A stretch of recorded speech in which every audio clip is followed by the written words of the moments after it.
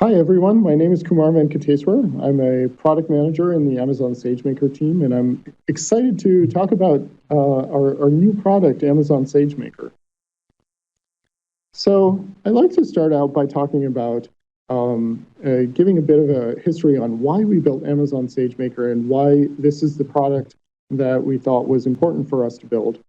And then we'll go into what it actually is, what it does for you, and why you would want to use it. The next thing we can talk about after that is we talk about how you get started using Amazon SageMaker, what are their features that you would look at and want to try out using. And we always, at Amazon, we like to talk about our customers' experiences with the products that we build, because we're building these products for customers. So I'll talk a little bit about Intuit's experience using Amazon SageMaker, and then we'll have some time for Q&A. So to start with, let's talk about why we built Amazon SageMaker. In AWS, our target audience is developers.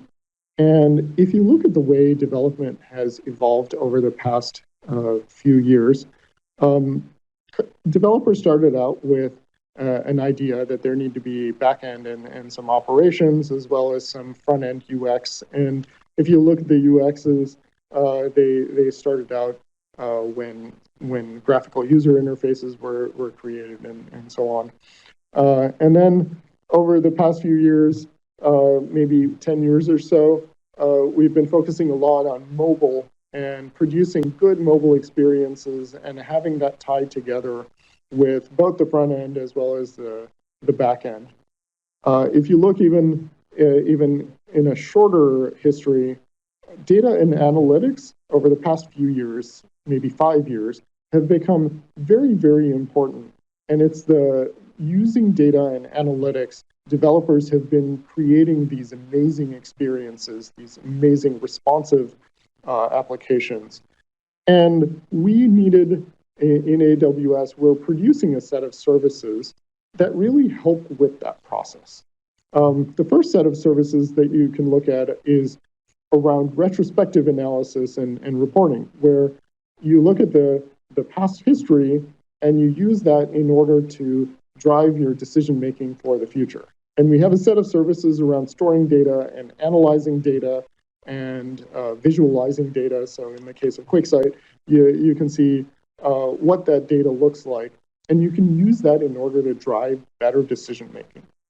The next set of services is around here and now services. So if you don't want to have the step of looking back and making that decision, and you want to just process it right now, we have a set of services that are tailored around that as well, including Kinesis and Lambda, that have this notion of real-time processing. The third set of services that I'd like to talk about, and where Amazon SageMaker fits in, is the set of services that enable smart applications through the ability to infer some value or to predict some value. And that is a set of services that is built around processing the historical data and using that in order to make predictions about the future given data from the present. Why would you want to do this, and why is this something that is particularly hard? Well, the process for machine learning includes steps around data wrangling. So first, you need to set up the environments that you would need in order to fetch data. Those environments need to have permissions in order to connect to those data sources. You need to clean and format. Sometimes you need to install libraries for them. And all of this is in preparation for setting up the next step, which is experimentation. So now that you have this data source that you cleaned, formatted, prepared in the right way, put into the right format, you actually want to use that in order to generate a machine learning model that you can generalize to particular applications. In order to do that, particularly for distributed, for large data sets that need distributed computing. You have to set up and manage the clusters. You have to scale and distribute these ML algorithms. And it's a pretty challenging task. Distributed processing is challenging at its best. And if you actually want to do that for machine learning algorithms, it's particularly challenging. So once you have the model trained up and evaluated, unfortunately, you're still not done. That model that you created needs to get into production. And the next step, even though you set up clusters for experimentation, that's not the same as the clusters that you need to set up and manage for inference. So you integrate with production, you create these clusters, you manage and scale them, you try and scale them up in order to suit the application load. And then there's this set of testing and versioning and monitoring and managing these production deployments that for machine learning, it just makes it all the more difficult. And then at the end of it, you collect ground truth, you collect new truth, and you start the process all over again. But because the process of this involves so much setup and so much heavy lifting, it's very time consuming. The feedback that we've got from customers is that overall this process from idea to deployment of the model can take 6 to 18 months, which is way too long for an iterative process that you want in order to accelerate your innovation. The reason you'd want to do it is that it's full of potential.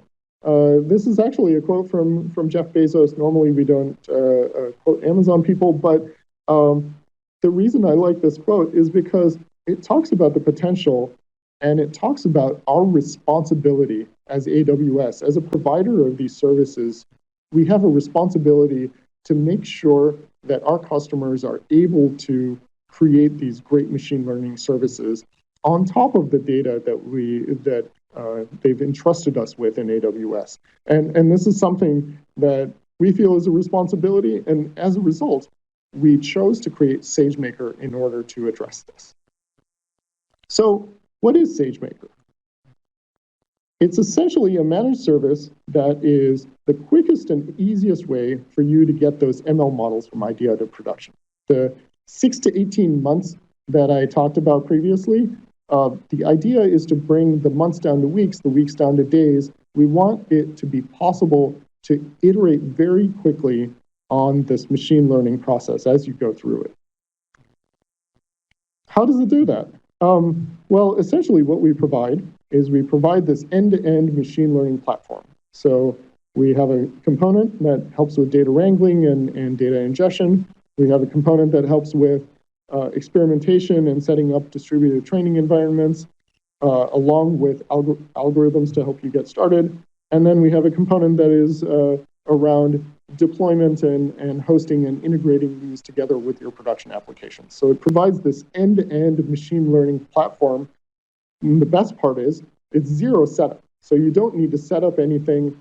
You configure it, and you provide a configuration to us that tells us how we, in the SageMaker platform, set it up, and it'll set that up for you. And it's very flexible.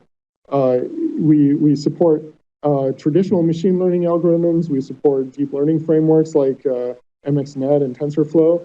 And you can even bring your own algorithms if you want to use, if you have proprietary algorithms that work particularly well for your use case, you can bring your own as well. And like other AWS services, you pay by the second. You pay when you're using it. You don't pay when you don't. Distributed training is one of the things that we created as part of the product.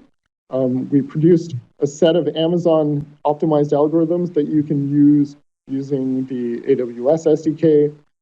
If you're already an Apache Spark user, if you use EMR, you can use a very similar paradigm for calling the SageMaker APIs. So instead of using the AWS SDK for the ML and then switching over and using Spark estimators or Spark transformers for all of the data operations, we actually provide a library that lets you use SageMaker estimators within Apache Spark. You can also bring your own deep learning script. So we provide a way that you can submit your 20 lines of TensorFlow or MXNet code, and we'll wrap that up in the infrastructure that it needs. You submit that code, we'll calculate the model, and then we'll place that into your S3 bucket, just the same way we do with other models. And you can even bring your custom algorithm Docker image. So we'll take in the Docker image, and when you specify that Docker image that's in the EC2 container registry, you can actually use that Docker image and still use SageMaker training. So this is a training that works with you, that works with your expertise and works with what you bring to the table.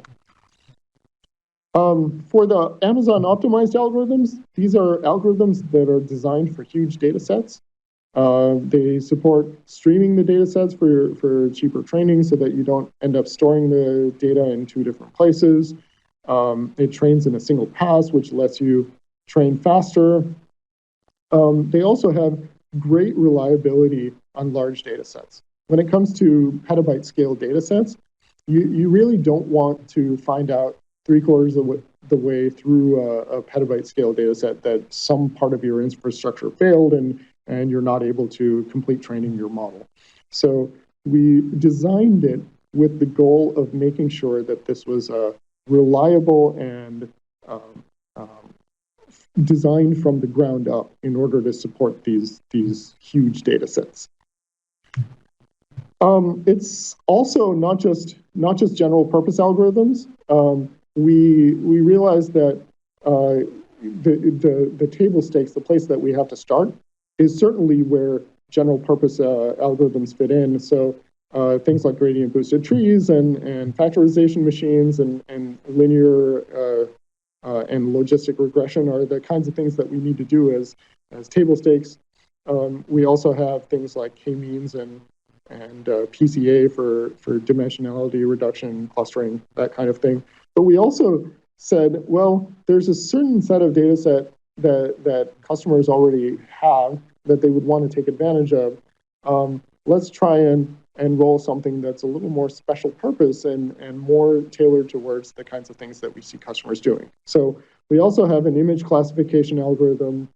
We have LDA and neural topic modeling for topic modeling, sequence to sequence.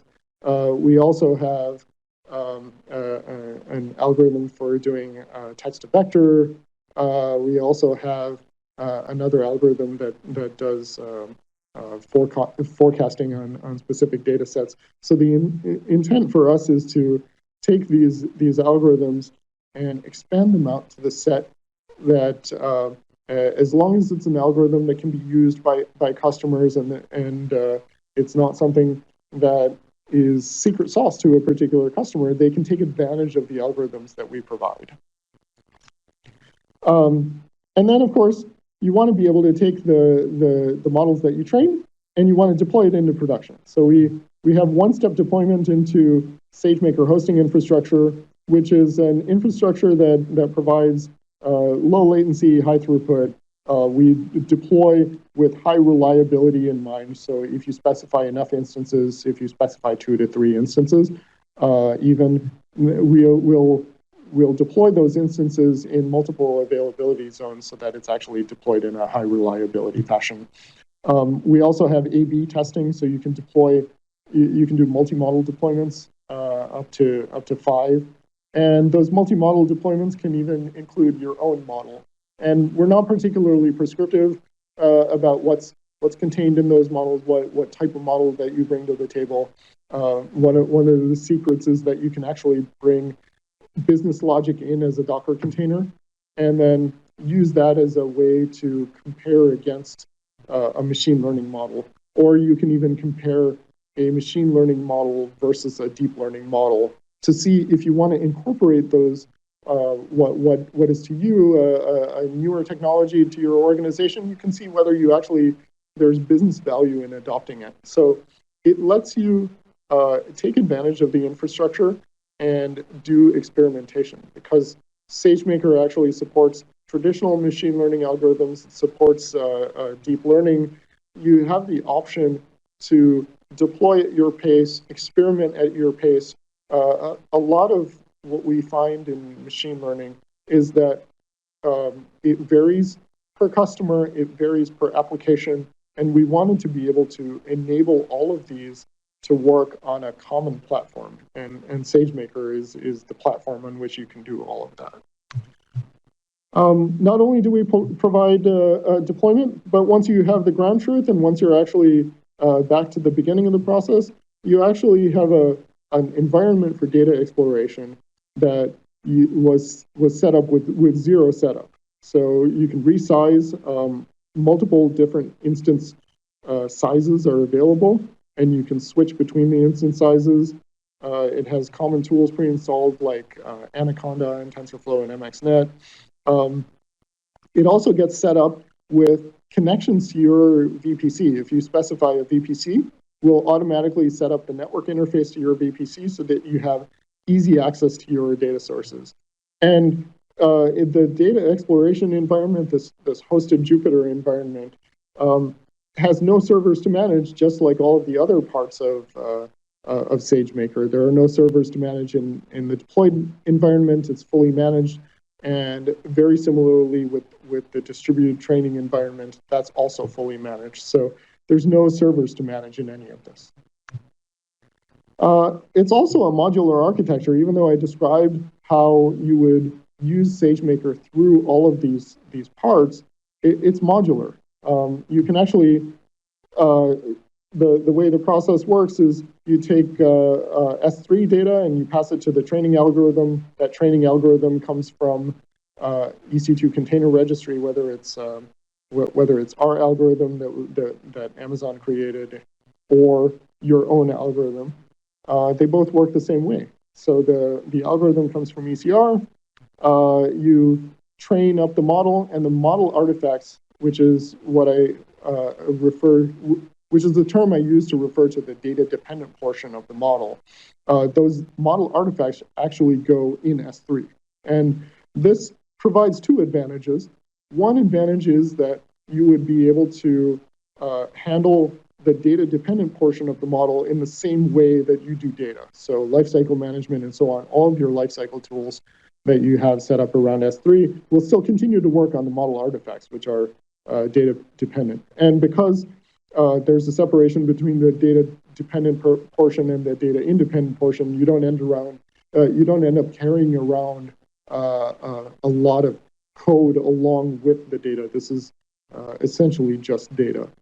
The other advantage to this is you can actually take these model artifacts and deploy it to a non-SageMaker environment. So in the case of Greengrass, which is, we worked with the Greengrass team to enable customers to take these model artifacts and deploy it to Greengrass devices. It's not limited to Greengrass. You can actually deploy it to any environment. You can take those model artifacts out and deploy it to any device, and so on. And we've heard a lot of good feedback from customers that they like this ability to be able to pick and choose what they use. If you choose to use SageMaker hosting, of course, the inference code comes from EC2 container registry in the same fashion that the training algorithm did. And then you can combine that together with the model artifacts. If you choose to use an external training system also, we aren't particularly prescriptive about whether you need to train with SageMaker training. You can actually take those model artifacts and combine them together with the inference code, even if they originated outside of SageMaker. And then once you have this model, you're able to provide data into the model and then use that for inferences. And then once you have ground truth, the cycle begins again. Last but not least, it's pay-as-you-go and inexpensive. We have a free trial to get started pretty quickly, and it's a pretty robust free trial that lets you use each of the components in a fairly deep way. Compute is by the second, storage is by the second, which is a fairly standard AWS way, similar to other AWS services. You can use it in the same way. So how do you get started? Well, we actually have a pretty extensive list of notebook samples that can be used.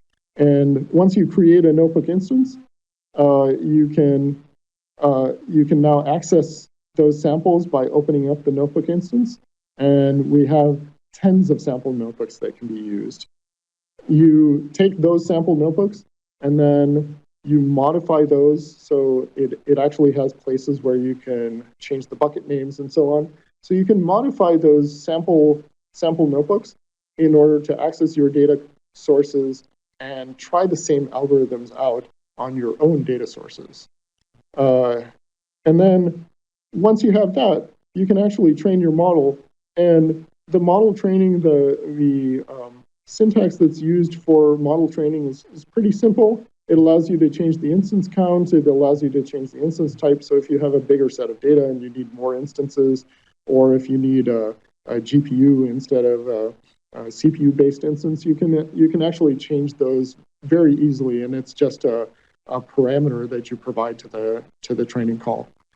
And then very similarly for deployment, you can specify a number of instances. You can either specify one if you have a smaller application, or if it's an application that's larger and needs reliability, you can specify 3 or more. And again, you can change the instance type depending on what is needed. You can also provide custom TensorFlow. So there are specific functions that you would need to define in order to provide a custom TensorFlow script to us. And very similarly, you can also provide custom MXNet in the same way. And custom Docker containers also are relatively easy to provide. So let's kind of switch over to a demo, and you can see how this happens. So let me switch over. If you look at the SageMaker console, you can see that you would just open up a notebook instance, and you immediately get presented with this Jupyter interface.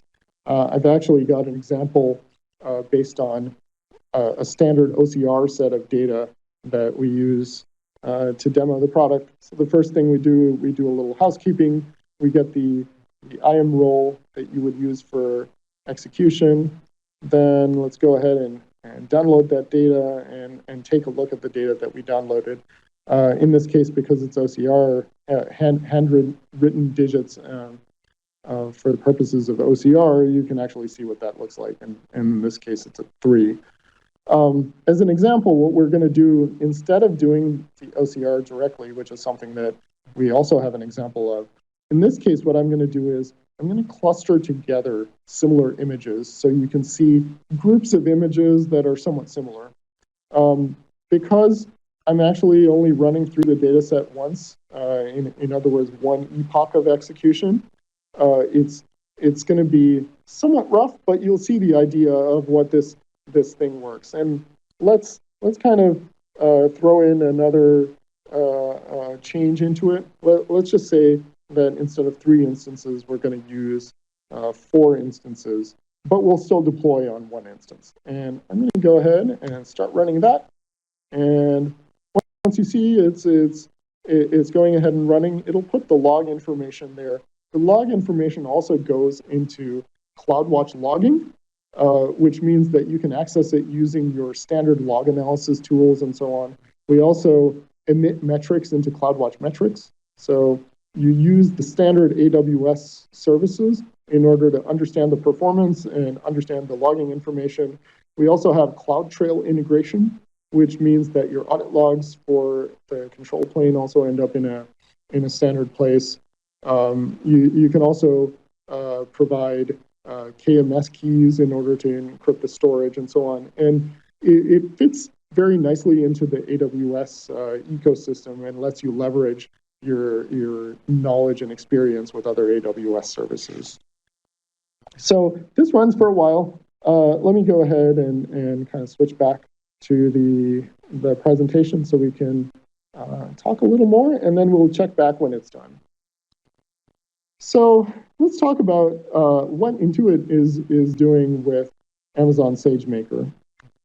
Intuit, for those that don't know, is a company that produces tax and accounting software. I think the number is something like 20% of the U.S. GDP goes through Intuit products. So they're very successful and a very large company that serves a critical role in the U.S. economy.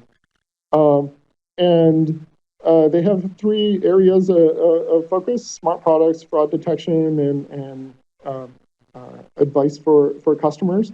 In this particular case, what they've looked at is the fraud detection area. And this is the feedback that Intuit gave us. These are the key benefits that Amazon SageMaker provided Intuit in order to get them up and running and to be able to do fraud detection using Amazon SageMaker and to use ML. Because of the standardized notebook environment, instead of going from these ad hoc environments that they had before, they're able to have a standardized Amazon SageMaker notebook, and it's very easy. There's no setup. It's also very easy to manage, and they know that the data is being hosted in these environments. Previously, they had pretty limited choices for model deployment because of SageMaker's flexibility in terms of in terms of both training and deployment. They're able to build around these Docker containers to have a much more flexible set of options. And then instead of having a common set of compute resources across all of the teams, because SageMaker provides an auto-scalable model hosting environment, they're able to scale out the applications much better than they were previously. And this is essentially what the environment looks like. They utilize Amazon EMR and Apache Spark in order to calculate the features for the feature store. But then model training and model hosting is done in Amazon SageMaker. And all of these products work together very well, and they're able to take advantage of it to produce these client services for fraud detection. Overall, they are quite happy with Amazon SageMaker as a product, and the flexibility and the ease of use is something that they found particularly useful. So let's go ahead and take a look at the deployed model and see how that turned out. Okay, let's go ahead and look at the results of the training and deployment process. As you can see below, there's a bunch of logging information about how it was, how the training process progressed, and so on. And once we scroll through, we see, okay, we created the model, we created the endpoint. Now let's go ahead and see what the results of inferences look like. So go ahead and run that. And it's doing inferences on a validation set of 100 images and trying to cluster those together. So you can kind of see that the images in this cluster are somewhat similar. That one looks somewhat similar as well. This one maybe not so much. This one definitely, all the zeros look very similar, and so on. So you can see that we went from creating a model and training a model based on data with a well-defined set, admittedly, but training that model to deploying the model in a production scale environment to being able to do inferences was the matter of just a few minutes. So it makes the process so much faster. I didn't have to provision any clusters. I didn't have to transfer things from one system to another because it all uses S3 as the lingua franca for that. And then, of course, after all of that, I can just go ahead and delete the endpoint. So let me go ahead and do that. And that way, I've cleaned up all of the resources that are used, since training uses on-demand resources. The hosting environment, the deployment environment, is the only environment that has those pay-as-you-go resources available. So once I delete that, I'm not incurring any charges except for the notebook that I'm currently using. So let's kind of flip back to the presentation. And if there are any questions, I would love to take them at this point. Thank you all very much for your time.